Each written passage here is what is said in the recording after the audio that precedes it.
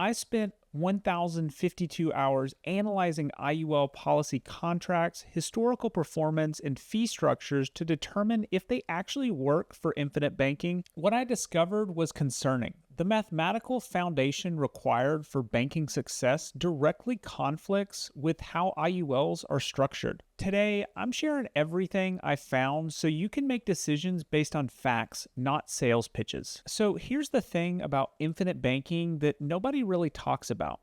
It's actually based on mathematical certainty, not just tax benefits. When I first dove into my research on this concept, I spent weeks going through original books, training materials, and even interviewed several practitioners who learned directly from Nelson Nash, the founder of the infinite banking concept. What I discovered was eye-opening. Infinite banking requires three core elements to function properly: predictable cash value growth, guaranteed loan provisions, and a zero risk of policy lapse.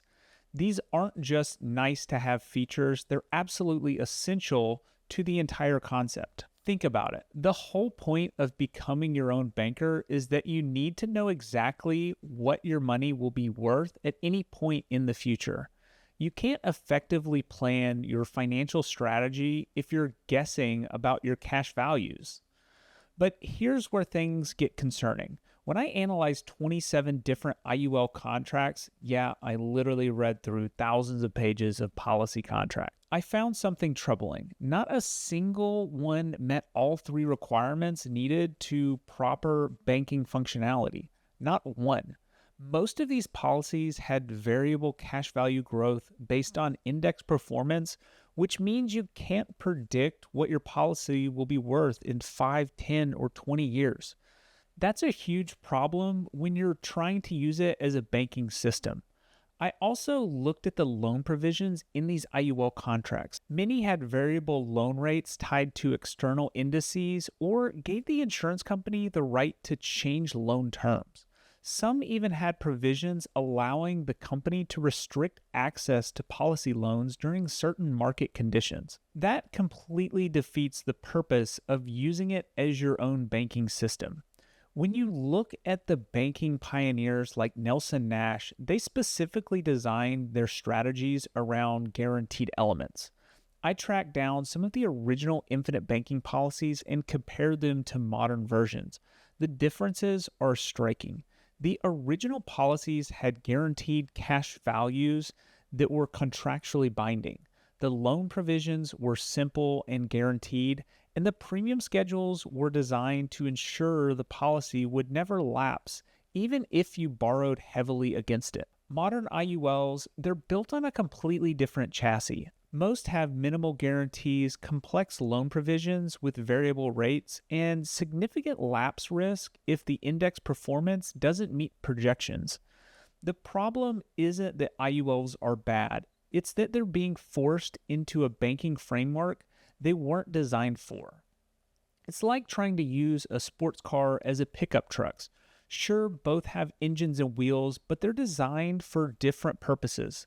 So why are IUL policies being heavily marketed for infinite banking despite these fundamental design conflicts? Simple, they illustrate better on paper. When an agent shows you a projection software with an IUL running a 6 to 7% return versus a whole life policy at 4 to 5%, the IUL looks more attractive. Who wouldn't want more money? But these illustrations are creating a serious disconnect between what's being sold and what actually works for banking purposes.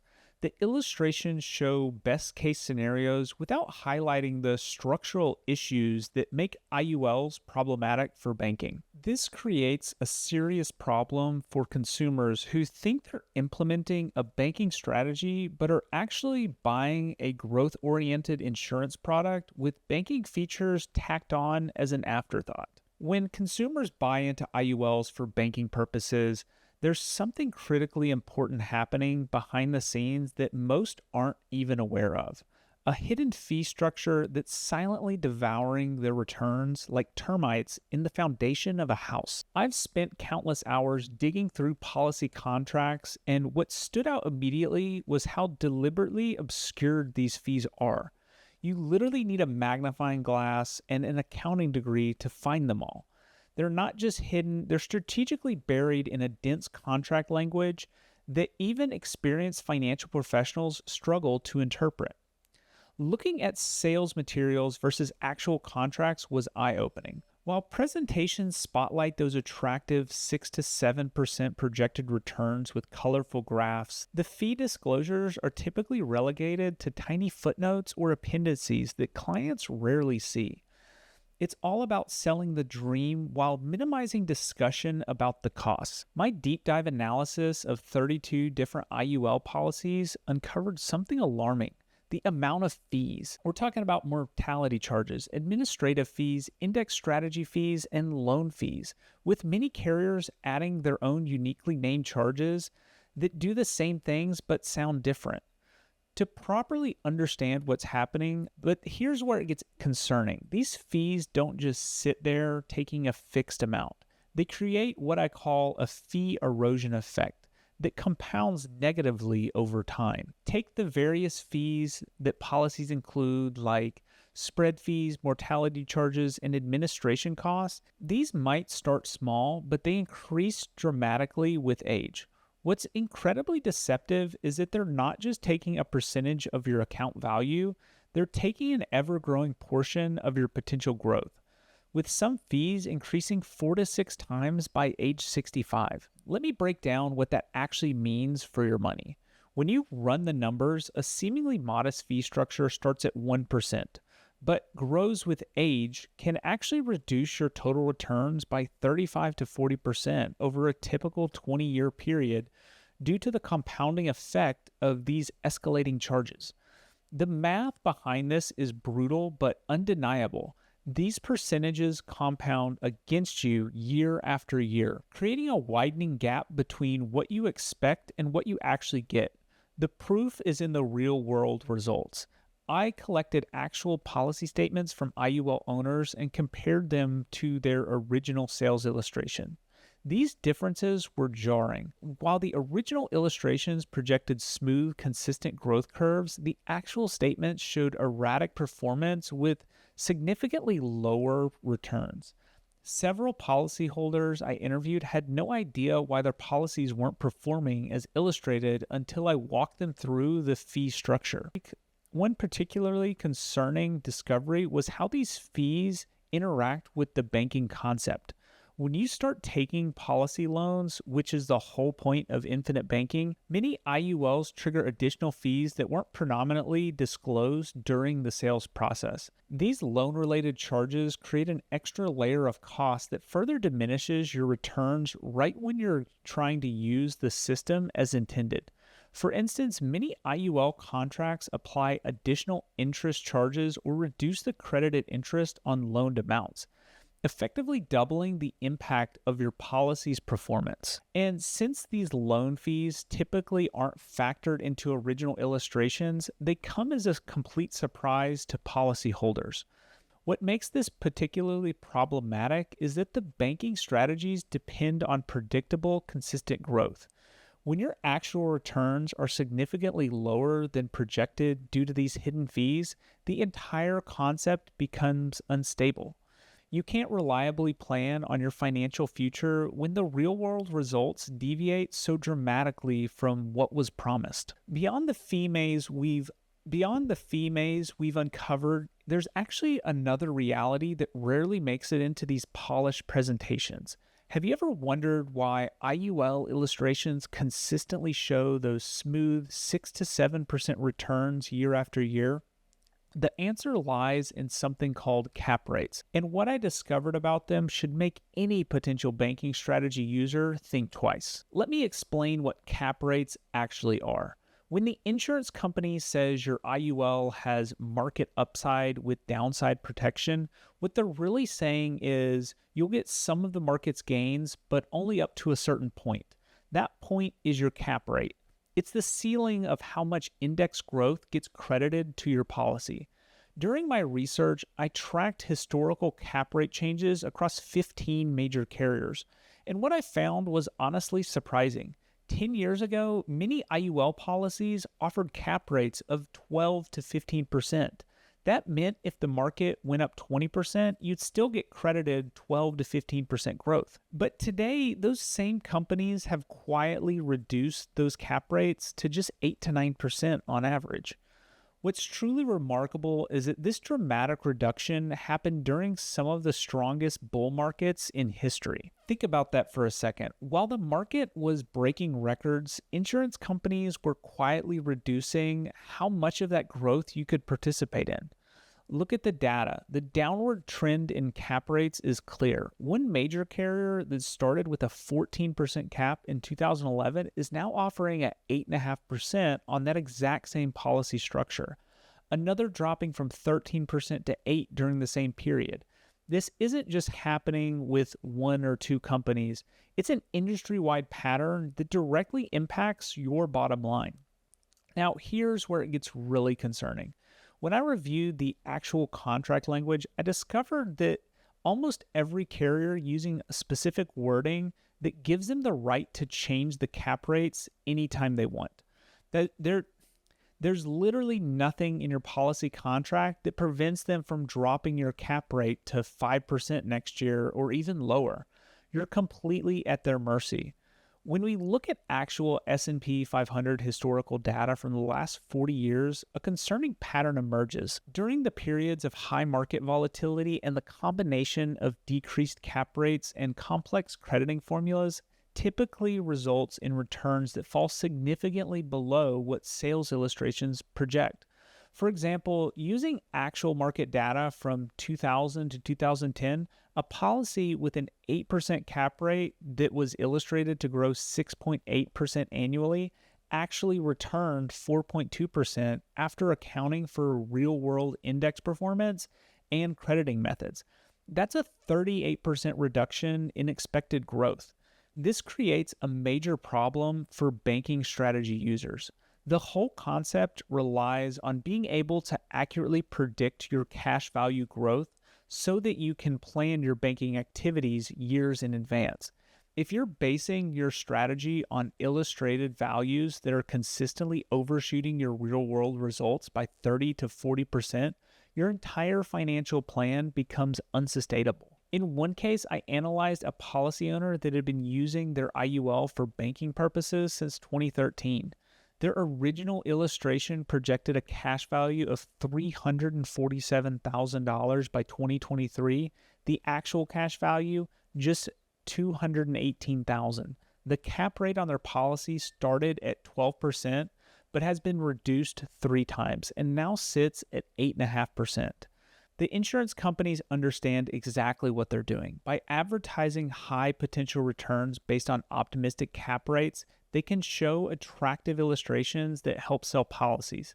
Then, once you're locked in and paying premiums, they can gradually reduce those caps and you have very little recourse. Those gradually reducing cap rates we've discussed are just the tip of the iceberg. Let me show you a critical issue that almost never makes it into a sales presentation. One that creates a legitimate time bomb inside your policy that's set to detonate around 15 to 20 years. When I started digging into actual IUL contracts, I spotted something alarming in the fine print. The cost of insurance charges, which are the fees you pay for the death benefit. And they don't just increase gradually as you age. They actually skyrocketed by 400 to 600% between years 15 through 20 of the policy. This created what I call a lapse risk time bomb. This isn't just a theory. I spent weeks analyzing actual contract language and dozens of policies. Every single one contains provisions for massive increases in these charges, particularly as you approach and pass the age of 65. The problem is that salespeople rarely, if ever, mention this when showing those beautiful illustrations. Let me explain why this matters. The cost curve stays relatively flat for the first 10 to 15 years, which is conveniently the timeline shown in most sales presentations. But then something dramatic happens. The curve doesn't just trend upwards, it goes nearly vertical after age 65. Here's what that means in practical terms. A 45-year-old who purchases an IUL might pay a reasonable cost for the first 15 years. But once they hit 60 to 65, those same charges can multiply by 5 or 6 times. This creates enormous pressure on the policy's cash value, which must generate enough return to cover these exploding costs. The problem becomes especially dangerous if you've ever been using your policy for banking purposes. Every time you take a policy loan, you're reducing the cash value available to cover these rapidly increasing charges. It's like draining the fuel tank of your car while driving uphill. Eventually, you'll run out of momentum. Recently, I reviewed extensive data from IUL policyholders that have owned their policies for 15 plus years. The data reveals a concerning pattern. Many policyholders receive unexpected notices requiring additional premium payments, sometimes tens of thousands of dollars, just to keep their policies from collapsing. Records show that after 17 years of ownership, some policies require an additional $22,000 annual premium to prevent lapse, a possibility that agents rarely, if ever, mention during the sales process. This wasn't isolated. I found similar stories across the country. People had been sold on the idea of the premium flexibility only to discover that the flexibility vanishes precisely when these cost increases kick in. I also spent time reviewing the policy contracts directly to verify this structural element. These lapse risks is clearly documented in the technical language, though it's often buried in complex terminology. The dramatic cost increase in later years is an integral part of how these products are designed mathematically. This isn't just speculation, it's written into the contracts themselves, though it's rarely highlighted during the sales process since it would significantly impact marketability. Instead, the illustrations typically show what happens if everything goes perfectly to plan, using projected illustration rates that may never materialize. They rarely show what happens if market returns underperform or if these costs increase faster than anticipated. For banking purposes, this creates an unacceptable risk. The entire concept of infinite banking is built on having a stable, reliable foundational vehicle that grows predictably and remains accessible when you need it. But if your policy is at risk of collapsing precisely when you're entering retirement, the time you're most likely to be using it, then it fundamentally fails as a banking alternative. Think about it. Would you build your banking system on a foundation that has a significant chance of completely disappearing in 15 to 20 years? When I present this data to financial advisors who sell IULs, many admit they weren't aware of how dramatic these increases could be. The information is technically disclosed in the contract, but it's buried in technical language that most people, including many agents, financial advisors might not understand the technical language in these contracts, but the mathematical reality doesn't care. When I ran the identical banking scenarios through both IULs and whole life policies using historical data from 1980 to 2023, one policy type maintained functionality through every single recession while the other became completely unusable. Can you guess which one? Let me show you something that changed my entire perspective. After examining the fundamental structure of both policy types, I discovered that whole life insurance has a completely different DNA than IULs. It's not just about the specific features, it's about how the core architecture works. Whole life policies operate with level premiums and contractually binding guaranteed cash values. This means the insurance company must set aside a specific amount of money that will grow at a guaranteed rate, no matter what happens in the market.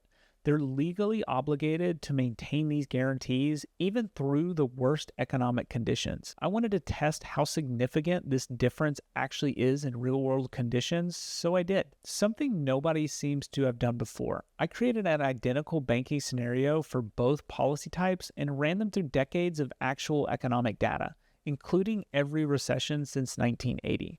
The results were striking. The whole life policies maintained full banking functionality through every single economic downturn, including the high interest environment of the early 80s, the dot-com crash, and the 2008 financial crisis. In contrast, 97% of the IUL policies became completely unusable during at least one of these periods due to inadequate cash value or policy lapse risk. What's particularly interesting is how the loan provisions differ between the two policy types. Whole life loans typically come with a guaranteed fixed rate that maintain stable regardless of what's happening in the broader economy. You could take a policy loan during the height of a recession and know exactly what your costs would be. With IULs, loan rates are usually variable and tied to external indices. During economic downturns, exactly when you'd most likely need access to your cash, these rates can spike dramatically, making it impractical for you to use your policy as a banking system exactly when you need it most. But what about the non-guaranteed elements? This is where it gets even more interesting. I analyzed 40 years of dividend history from major whole life carriers and compared it to actual credited rates in IUL policies. Whole life dividends have demonstrated remarkable stability. Even during the 2008 financial crisis, dividend reductions from major carriers were typically less than 1.5 percentage points, and they quickly recovered. In contrast, IUL credit rates during the market downturn fell to their minimum guaranteed levels, typically around 0 to 1%. And stayed there for extended periods. The stress test revealed another critical aspect. The stress test revealed another critical aspect. A whole life's policy's cash value growth becomes more predictable over time, not less. The opposite is true for IULs, where the uncertainty compounds with each passing year, making long-term planning increasingly difficult. One significant factor we haven't discussed is that whole life insurance's higher premium structure actually serves as a stability feature. These higher premiums create a stronger foundation that enables the policy to weather economic storms.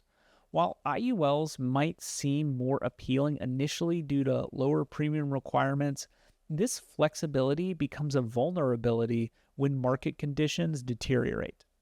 The dividend history also reveals an important point about institutional strength. Major life insurance carriers have consistently paid dividends to policyholders, in many cases over 100 consecutive years, through the Great Depression, World Wars, stagflation, and every modern financial crisis. This track record proves a level of confidence that's simply not possible with index crediting mechanisms that may have only existed for a few decades. I'm not suggesting IULs are inherently bad products. They serve a different purpose, providing potential for higher cash value growth in exchange for less certainty. For someone primarily seeking death benefit protection with upside potential, an IUL might be appropriate. But when it comes to creating a banking system that requires mathematical certainty, the whole life structure simply provides a more reliable foundation. All right, so after spending over 1,000 hours digging into this research, I've got to tell you, it all comes down to structure, not sales talk. The fancy marketing presentation doesn't matter nearly as much as how the policy is actually built.